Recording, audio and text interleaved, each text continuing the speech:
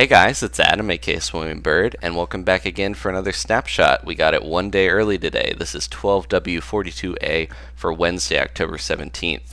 We're only 1 week away from the Pretty Scary update, so I think they're releasing this a day early, so it'll be timed perfectly before the new one. Now there's a few pretty significant changes to stuff, so I'm going to go through those. Now, right here you can see that the Anvil recipe has changed a bit.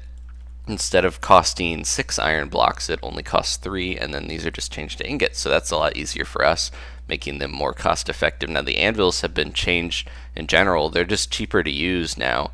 If you wanted to like repair this, it would only cost 1 level, and if you wanted to name it, instead of being I think it was like 15 or 16 before, now it's only like 8 levels to call it something.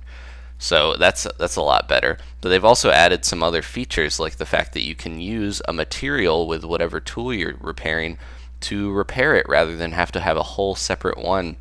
Now this isn't very cost effective. You're probably better off making a new tool for the most part, but it is a good way to repair your already existing tools a little bit. And as you can see, it's not quite as good as combining, but it's still pretty cool. But the major benefit of this is that if you have an enchanted tool that you want to keep, you can use just a material to repair it, and then you can keep the enchantment, so you don't have to have like 2 to combine together to repair it, which is really cool.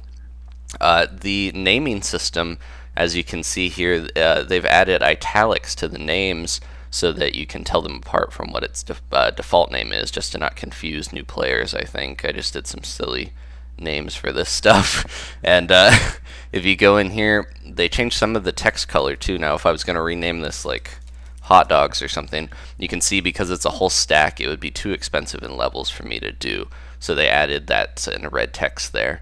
But yeah, you'd have to really cut this down if you wanted to name it something else there, and it's still kind of expensive. So yeah, the repair table isn't perfect. It's still, I mean, it's a good level sync for the end of the game, but it's a lot cheaper now than it was. So another really cool thing here is that they've added locks to repeaters. Now if I was going to do this here and power it from the side, you see this little bedrock thing actually locks it in place.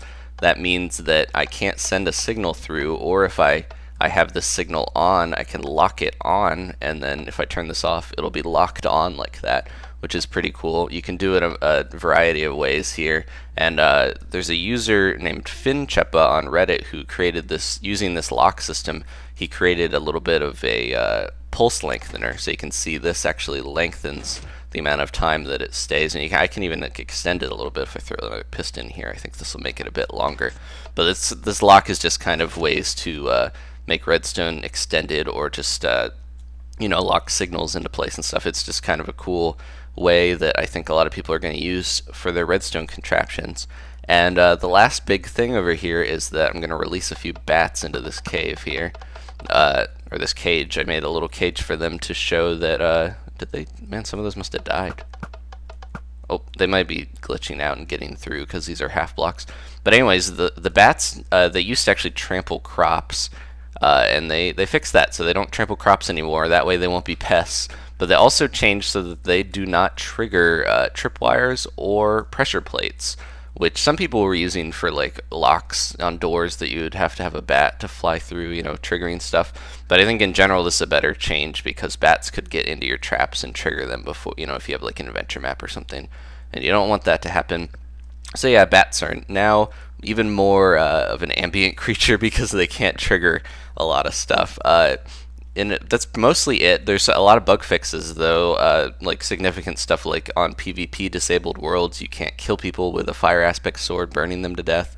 That'd be cool if they could figure out a way to not let people burn each other to death. As if you've watched some of the walls videos I've done, a lot of people on your team will use lighters to kill their teammates. But yeah, just bug fixes like that in general that have all been fixed. So that's pretty much it for this week. It's a lot of cracking down on all these little features that we got to get working correctly for the Pretty Scary update now. There might be a few snapshot updates this week because they're just trying to get all the bugs fixed before the update, and even after it they might do a few different patches. But stay tuned. I'm going to do a video for the Pretty Scary update, kind of running down a lot of the features and updating you guys on all that, so I will have it out when the update is out, so look forward to that, please. Thank you for watching, guys. Leave a like if you enjoyed this, and get excited because it's almost Halloween and it's almost time for 1.4. I'll see you guys next time. Goodbye.